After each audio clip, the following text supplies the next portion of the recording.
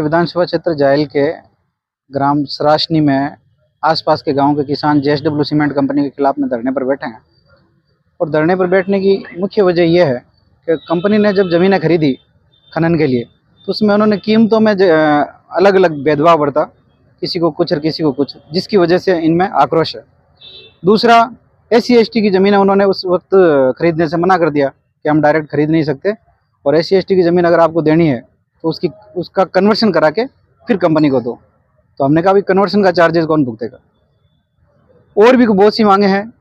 वहाँ आसपास जो खनन क्षेत्र है उसमें आसपास रहवासी ढाणियाँ भी बनी हुई है, और ये जब माइनिंग स्टार्ट कर रहे हैं तो रहवासी ढाणियों में जान माल का खतरा है।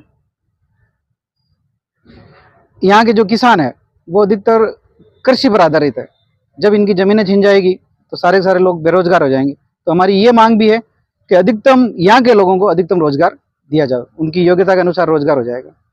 और उस जमीन में जितनी भी रहवासी ढाणियाँ है या और कोई पक्का निर्माण करा रखा है या पेड़ पौधे आ रहे हैं, उनका सबका आकलन करके और उचित मुआवजा दिया है।